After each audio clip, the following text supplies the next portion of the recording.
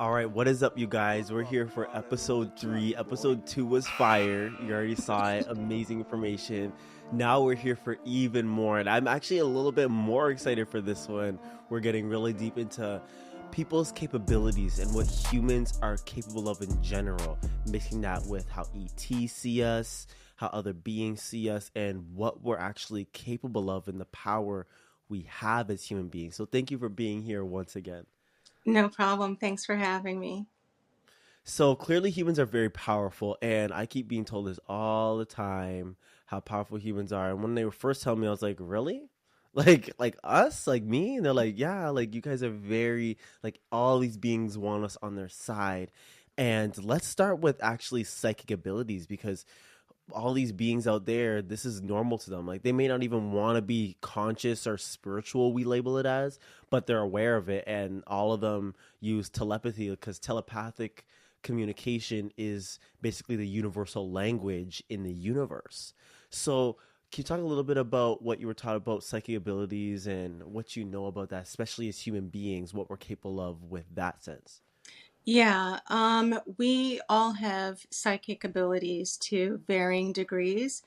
Some people are more in tune with it and it's more turned on, and some people are not. But, the a lot of people decide, "Oh, I'm really intuitive and I seem to have this talent. Let me become a reader. Let me become a psychic."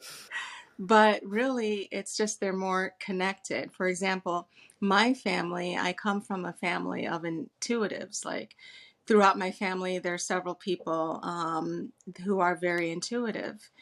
And so um, it might come a little bit more easily with, you know, being intuitive or psychic about certain things, but it's also something that could be easily developed, and not everybody is meant to be a quote unquote psychic, giving other people advice from a psychic place.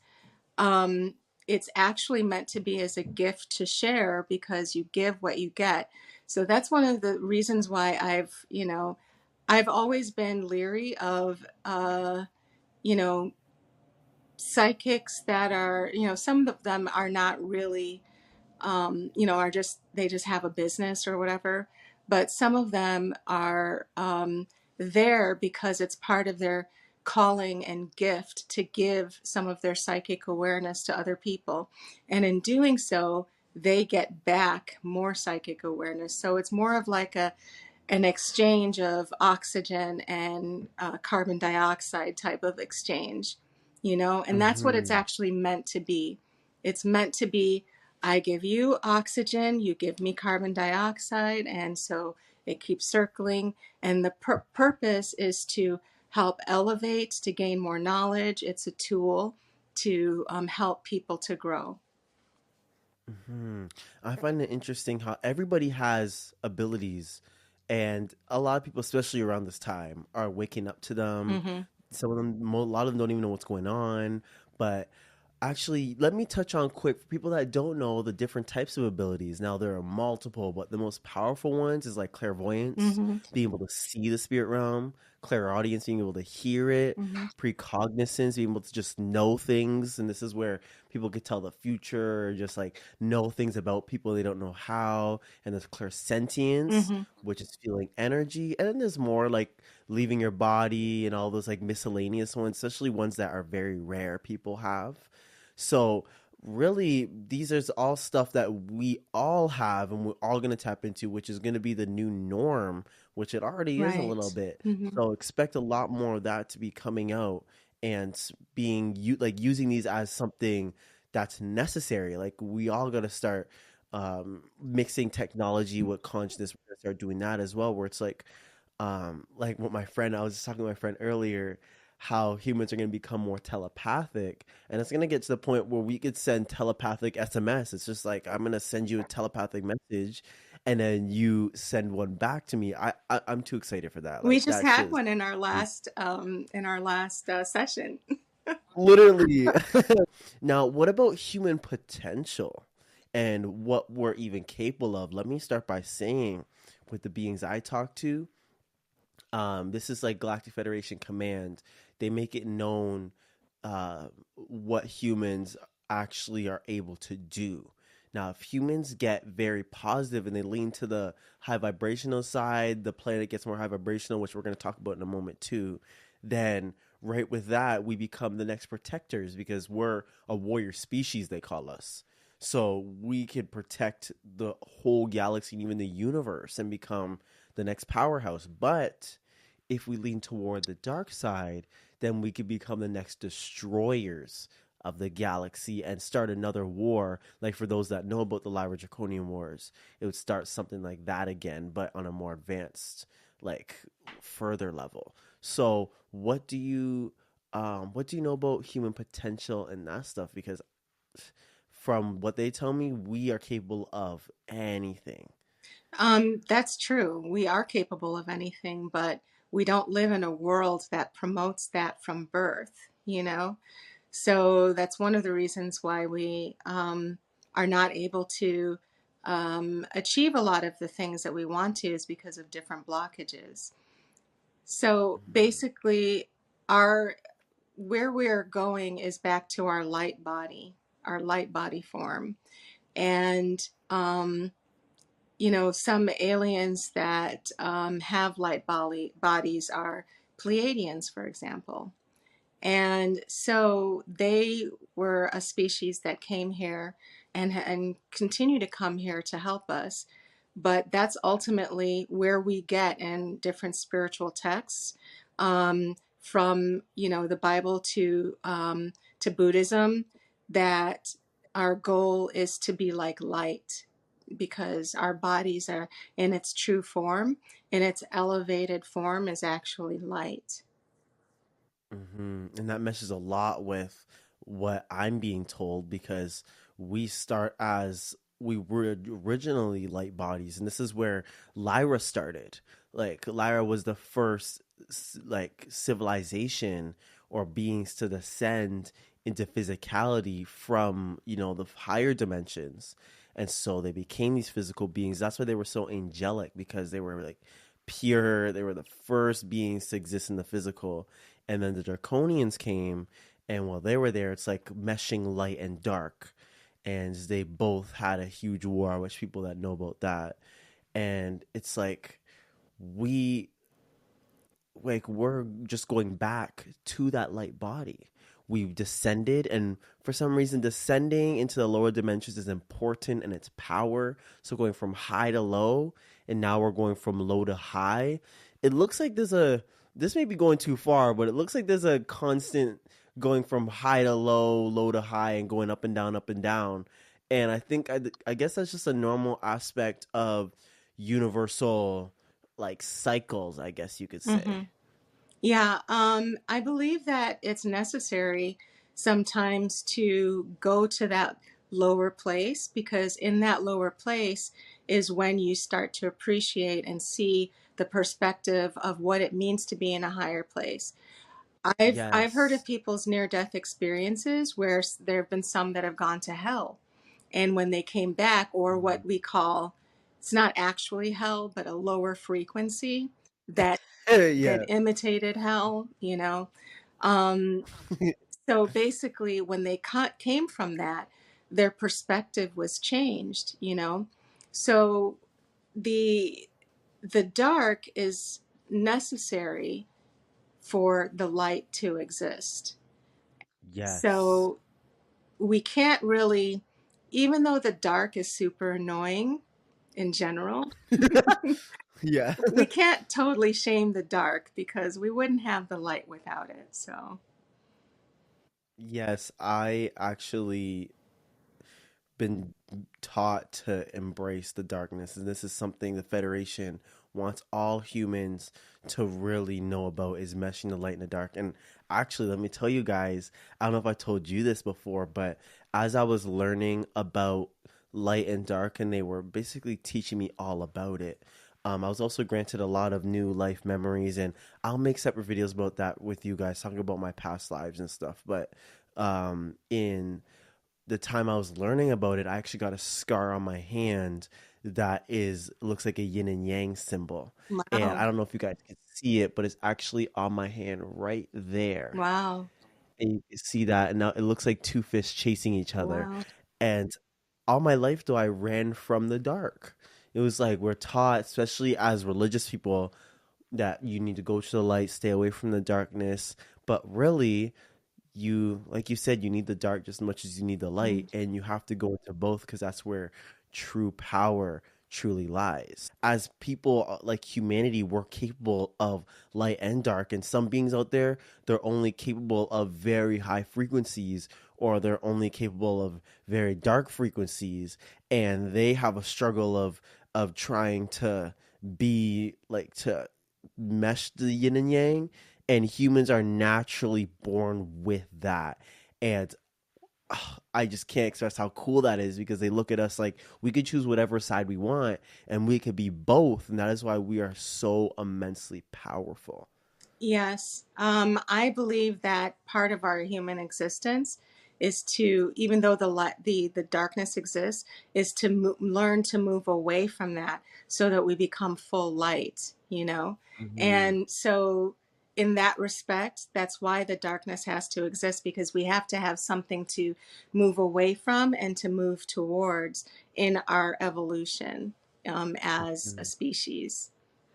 And that's why when you take the dark and you learn from it, you get strong from it, you basically Hmm. become immune to it, then you rise up in frequency. But Right. people think you have to run from the dark. Really, it's merging it, and then you get to the point where you're so enlightened, you become an enlightened one, they say. Hmm. Dark comes around, it can't even bother you, and you're like darkness is then afraid of you, Yeah. and then from there you rise up into higher dimensions. I Hmm. think that just baffles me to see like the low going from high to low, and then now going from low to high, and having to see, because you really see the light when you go to the dark, and the fact we did that kind of to ourselves Hmm. to be able to see the light truly, then you really appreciate it. Right.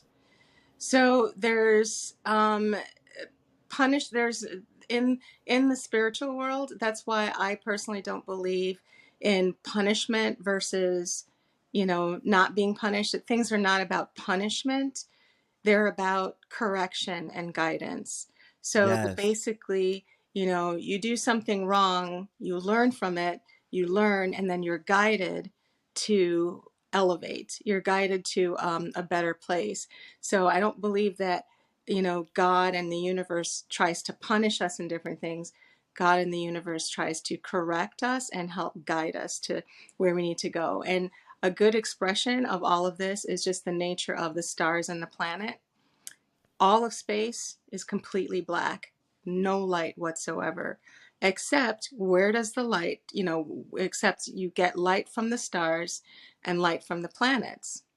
So, what direction is it coming from? Mm. Like you saying, where does the light actually come from then? Yeah, it's not all the sun, because there are planets that are not close to the sun. There's stars that are not, they're not all reflecting the light of the sun, basically. Hmm. There's stars that are generating their own light, even though everything about around them in space is completely dark. Yeah, And that's I never because they're thought about it like energy. that. And that's the Hmm. same as us. We're energy. We can emanate and we can be a light in the darkness, regardless of all of the darkness that surrounds us. And that's actually how we create the vibrational frequency of a planet, which Mm-hmm. was told a lot about by the beings. It's like when you get to a certain awareness, Mm-hmm. then you raise the frequency. So when you become aware of the fourth dimension, for example, so all like the astral realm, then and when everybody gets there, then we're all going to be able to perceive the astral realm, because the frequency of the planet Yeah, has risen to is raised. 4D. Mm-hmm. So all of us, the planet, just the planet's frequency and the civilization's frequency on that planet changes according to the people. So we are creating our reality, like you always hear, but we are creating the vibrational frequency Mm-hmm. just of the planet alone with Mm-hmm. our energy. Right. We are kind of here's another analogy. We are kind of like, we're all different tones. basically. Hmm. And there's a in different spiritual texts it talks about the sound of creation. The sound of creation is a bunch of tones put together. So let's say you're an A minor, I'm a B minor, or something like that. Okay. All of these tones together create a frequency. That Hmm. frequency is what creates creation, basically. It helps to create different things. So our goal, is to be a little bit more collective and create this song that resonates through energy and frequency and continues our evolutionary process. So, That's wild. It's like we're literally creating a song. right, Everybody vibrating a different frequency creates a right. song, and if we could all vibrate to a certain frequency, we could create a better song. I like that. Yeah, I've been trying to figure out what my specific tone frequency is because I believe that everyone has a individual frequency, you know, Hmm. that For sure. yeah, that are, it's their tone basically. And so I've been trying to figure out mine. So I'm still experimenting with that. So we'll see. Tell me how you're doing that. Randomly, just just listening to different tones and seeing if um like you resonate with certain songs and certain things. Hmm. So doing that, I also have like uh I like you've seen me tapping this. It's a tuner, you know. I need to buy one of those. Yeah. So I'll send you one. So I would love that. Thank you. yeah. So anyway, it's kind of like, so I'm just experimenting. I'm doing some scientific research about the human resonance and things like that. So we'll Hmm. see. It's still an experiment on my end, but we'll see. I Now that you say this, I actually questioned. I didn't say it like how you were, but I noticed I vibrate best with certain types of music. Hmm. And I find I like so much different types of music, which all have its own frequency. But I noticed the one I resonate with most, I would listen to, and I'm like, this is the type of music that like my soul truly likes. Like, Hmm. yes, you can feel the vibrations. Like, I love reggae, Hmm. and I grew up around it, and it's one of the most highest vibrational music on the planet. Hmm. But I love that. But what my personal frequency is, that like my soul Hmm. is actually a certain type of music that I like as well, Hmm.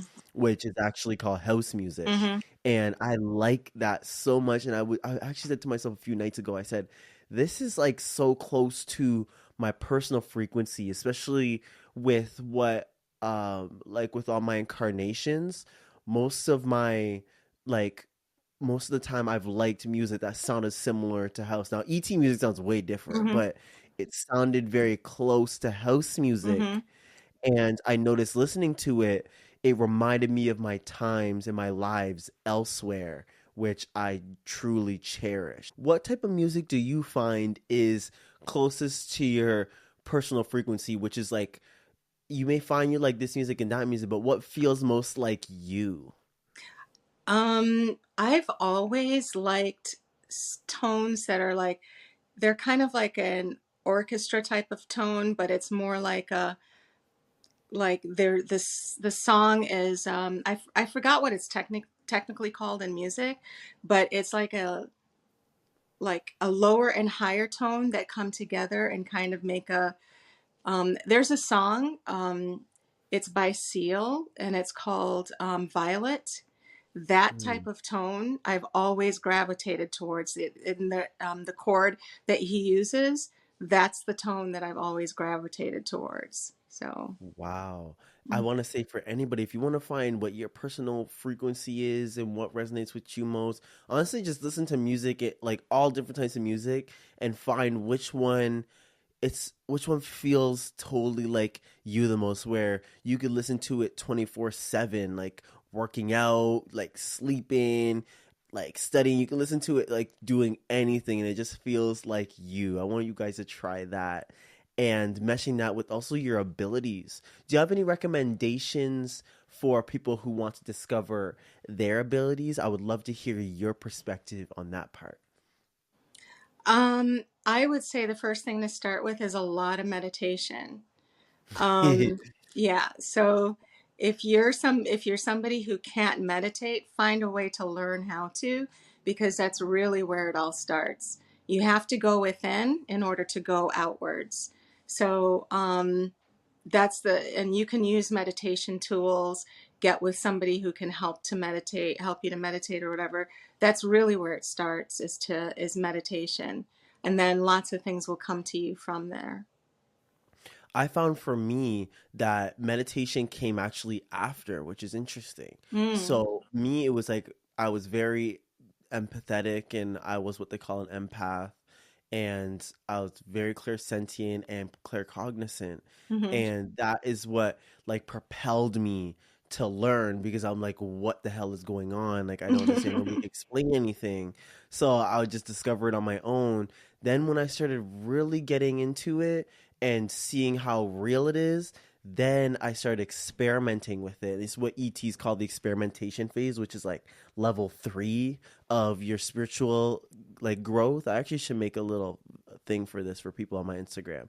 And you experiment with it, and then once you start getting really good with it, you notice that you want to meditate or have to meditate Hmm. because it becomes like necessary for you and your abilities. And for sure, going within is the key. And now you may find meditating first will help you. Some like me to find meditating after becomes like you no matter what, you gotta meditate. Well, you were But you already empathetic, so you were turned on.